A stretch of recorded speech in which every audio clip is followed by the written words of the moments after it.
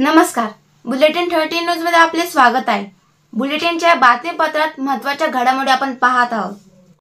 नमस्कार, बुलेटिन 13 न्यूजवर एक महत्त्वाची विशेष बातमी पाहत आहोत। बातमी आहे काका पुतण्यांच्या पक्षप्रवेशासंदर्भातली।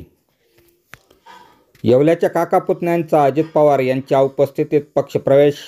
येवला मतदारसंघातील माजी आमदार मारुतराव पवार आणि शिवसेना नेते संभाजी पवार यांनी रुग्णालयात जाऊन मंत्री छगन भुजबळांची प्रकृतीची चौकशी व पक्षप्रवेशासंदर्भात चर्चा केली।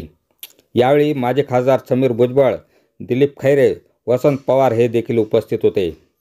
आज दोन्ही नेतेपैकी अजित पवार यांच्या उपस्थितीत राष्ट्रवादीमध्ये संभाजी पवार व काका पुतणे यांच्यासह शेकडो कार्यकर्ते यांनी राष्ट्रवादी अजित पवार गटात अधिकृत प्रवेश करून राष्ट्रवादी काँग्रेसचा झेंडा हाती घेतला आहे। मंत्री छगन भुजबळ यांच्या विरोधात 2 वेळेस निवडणूक लढवलेले उद्धव बाळासाहेब ठाकरे गटाचे संपर्क प्रमुख असलेले संभाजीराजे पवार यांनी ठाकरे गटाला रामराम ठोकला आहे। मात्र या पक्ष प्रवेशाने स्थानिक राजकारणात मोठा फरक पडणार आहे।